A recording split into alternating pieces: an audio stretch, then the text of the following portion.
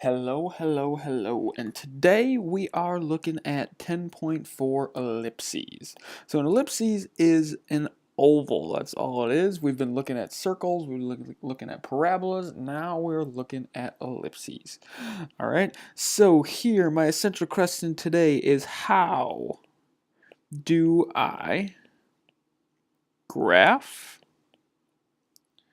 and write equations for ellipses?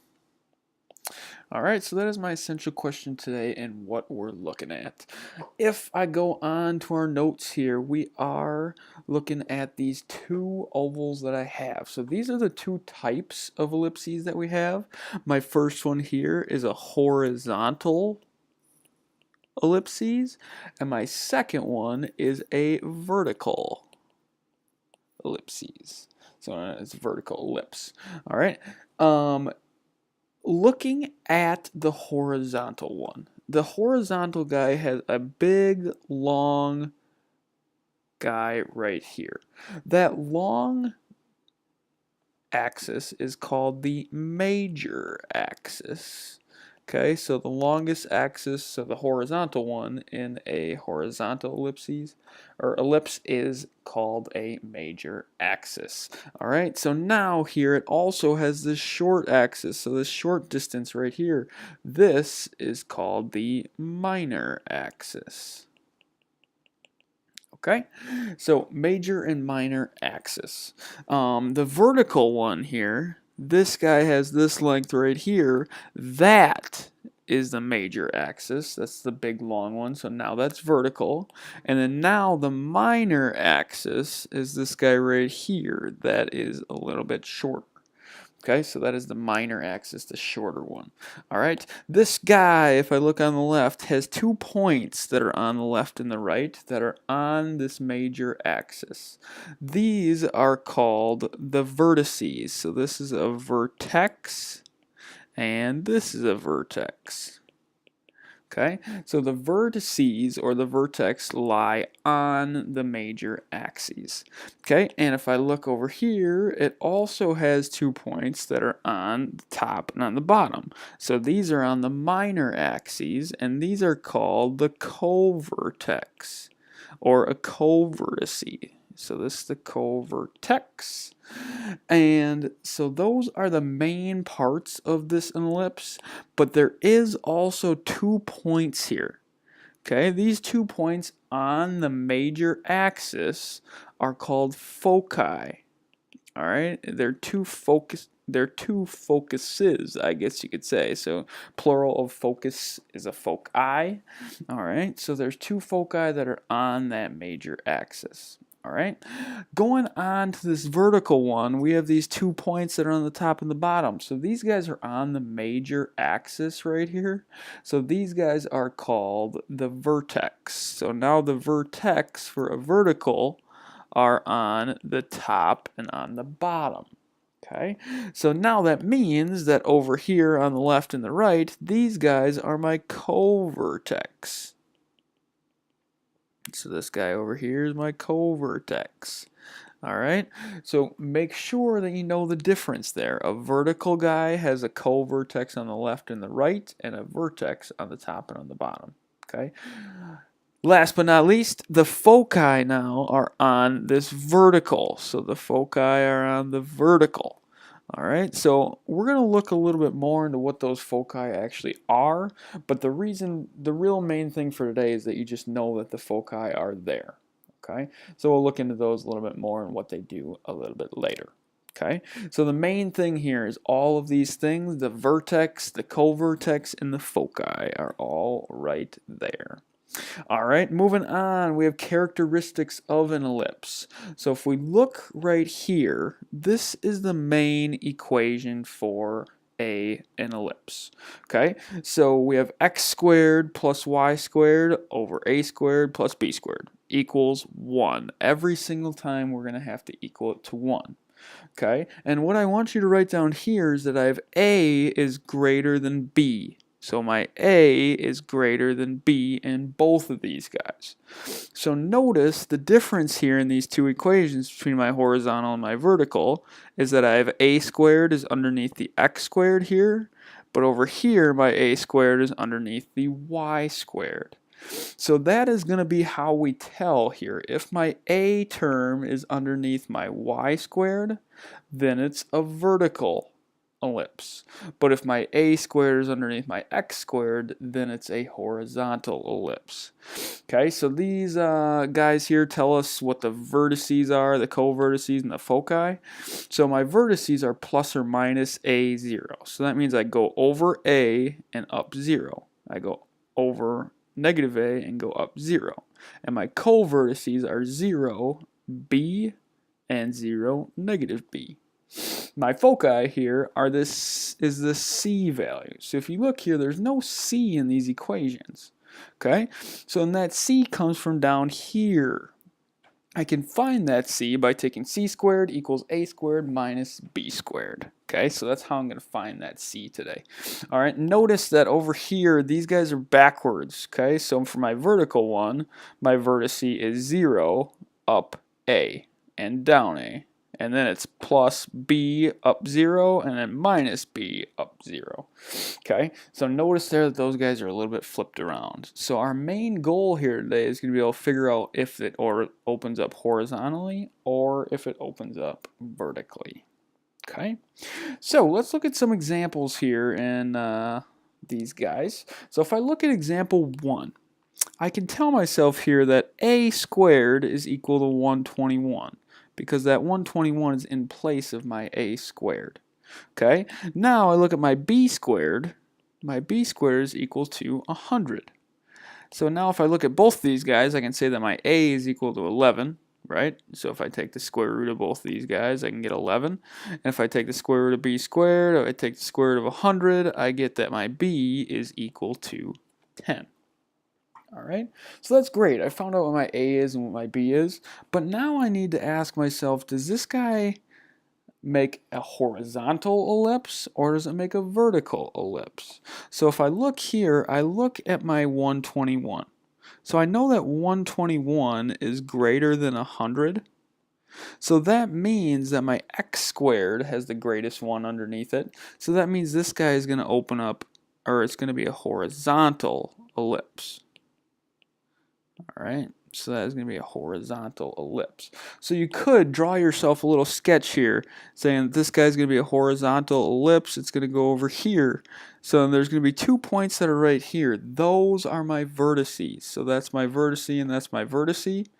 And I can tell myself that the vertice goes with A. Okay, so if I look back here on this guy over here, it tells me my vertice is plus or minus A comma 0. So I go look at my A, so I'm going to have plus or minus 11 comma 0 for my vertice. My co-vertice goes with my B value. Okay, so my B value and my co-vertices are going to be up here. So those are my co-vertices. All right, and that guy is 0 comma plus or minus 10. Okay, because my B value is 10. And it goes over 0 and up 10, and over 0 and down 10. So that's why it's 0, then that.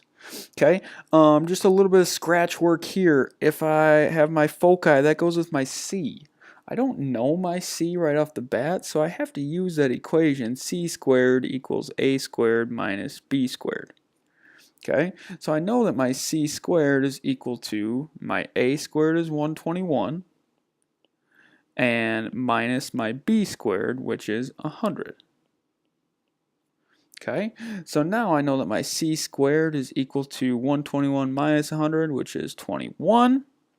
Okay, and now I can take the square root of this guy, so I get my C is equal to the square root of 21. Okay, my foci is on the major axis, which is right in here. So that means my foci is plus or minus the square root of 21, comma 0. All right, so that is my foci. All right, main part there going back is that I determined that this is a horizontal, and then once you determine that it's a horizontal one, then you can kind of intuitively say, oh, I got to go over this and up 0, and then up this way and over 0. So you can tell yourself what your vertices and what your co-vertices are there. All right, looking at number 2 here. This one's a little bit different because number 2 is not in this standard form. It doesn't have any fractions. So what we have to do is we have to make fractions. So if we notice here in all these equations, 1 is on the right side of all these equations. So if I look here, I have 196. So how do I make that 196 into a 1? You say. Some people said in my last class that I could subtract 195 to both sides to make 1, which is technically true, but I am going to divide 196 divided by 196 to make 1. Okay? So then now if I look at this guy, I come out with 49 over 196 turns into 1 over 4. Okay, so 49 goes into 196 4 times. So these are always going to be nice fractions. They're always going to come out like that for us, which is nice. So I have x squared over 4 plus y squared over, now 4 over 196 turns into 1 over 49. So now I have 49 here equals 1. Okay, so I simplified these fractions here. I found that 4 goes into 196. 49 times. All right, awesome. So here we go. Looking at this, I can tell that my A is now equal to that 49, but it's the square root of it. So my A is 7, and my B is 2 here. Okay, because I look at the square root of 4. All right. I can tell that my A is 7 because my A, remember, is always my greater value. A has to be greater than my B. Okay? So if my A is greater than my B, I know that my A is 7, my B is 2. Okay? So now I have to ask myself, how does this ellipse look? Is it a vertical or is it horizontal? So if you look here, this 49 is underneath the y squared. So if I look and see that my A is underneath my y squared, it opens up vertically. So if I look over here, this guy opens up vertically.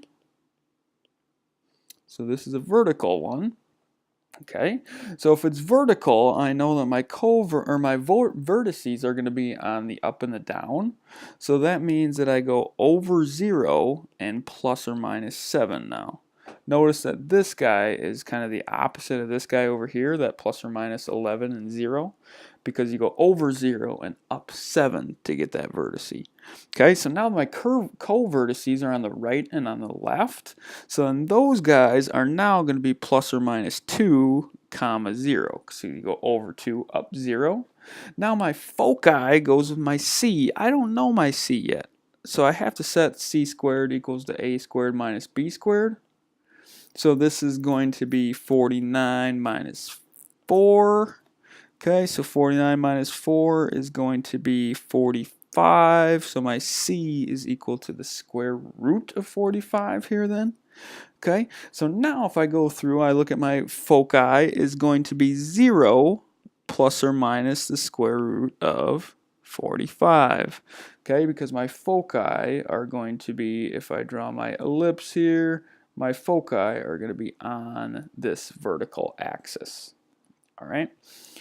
Good, great, dandy. Looking at number 3 now, I'm looking at graphing these an ellipse here. Okay, so first of all, this first direction tells us to write the form or write the equation in standard form. So I can divide all these guys by 100. Remember how we want to make 1 on that right side. So now I know that I x squared over, so 4 goes into 100 times, 25 times. So I have plus y squared over, so now I look, my 25 goes into my 100 4 times, and now I have equal to 1 over here. 100 divided by 100 makes 1. All right, going on, I'm looking, I need to find out what my A is and what my B is. Okay, so I know that my A is this square root of that 25. So my A is 5, and my b is 2 because I look at that 4. Okay, so now it says here to determine what my major axis is. So determine if it's horizontal or vertical. So this 25 is my bigger one. So 25 is greater than 4. So that means it's going to be horizontal, because that 25 is underneath the x squared term. So it stretches it horizontally. All right. Next, I have to identify my vertices and covertices. Okay, so my vertices are going to be, if it's horizontal, it's going to be plus or minus 5, 0. Okay, because if it's horizontal, remember that the bigger number goes first. Okay, and then my covertices are now going to be 0, plus or minus 2. Okay, because those are my covertices. The foci right now we're not going to really worry about too much. I think what I did up here kind of explains that foci. So here, my vertices, I have to plot these guys here. So I have positive 5, 1, 2, 3, 4, 5, comma 0, and I have negative 5, 0, 1, 2, 3, 4, 5, 0. All right, now looking at here, I have to look at my covertices. So my covertices are 0, plus 2. So I have 0, 2, and I have 0, negative 2 right there. So now you have to ask yourself, does that look like an oval? Sure does. So you connect those points with an oval. Good, great, dandy. All right, so that is graphing the oval. All right. Next one, example number 4. So the last one here, we're writing an equation of ellipse centered at 0, 0. Okay, so given this information, we're kind of going to sketch this graph of what we know. And we're going to visualize this ellipse, and then we're going to determine what my A and my B are to put in those equations. Okay, so here it tells me that it has an ellipse with a vertex of 0, 5. So if I go to 0, 5, I go 0, 1, 2, 3, 4, 5. All right, so then that means that my other vertex is 0, negative 5. So I go down 1, 2, 3, 4, 5. Okay, those are my two vertices. Now I look at this. My covertice is 4, 0, 1, 2, 3, 4. And my other one then is going to be negative 4, 0. So I go over 1, 2, 3, 4. And then I can kind of connect these guys to make my ellipse. So I'm going to have some blue line that goes through there, comes up. So what kind of an ellipse is this guy? This guy is a vertical ellipse. So and that means if it's vertical, I'm going to have x squared over b squared plus y squared over a squared equals 1. Okay, remember that in a vertical ellipse, the a is underneath the y squared. So a under y squared. Okay, so if my a is underneath my y squared in my vertical, now I can look to find out what my a is. So it told me up here that my a is going to be 5. So if I plug that guy in, I get x squared plus y squared over 5 squared equals 1. And then over my x squared term, I'm going to have 4. So I'm going to have 4 squared. So my a is equal to 5, and my b is equal to 4. All right, finishing this guy off, I just have x squared over 16 plus y squared over 25 equals 1. All right, so that is how to write that standard form equation of an ellipse. All right, you have to find out what your vertex is, or it's given to you, and then you have to find out how that ellipse looks, whether it's vertical or horizontal, and then find out your A and B and plug them in. All right, so that is the 10.4 notes on these ellipses. So please take a second, work on this 10.4 worksheet, see what you can do. I'll cover any questions when I get back. Thank you.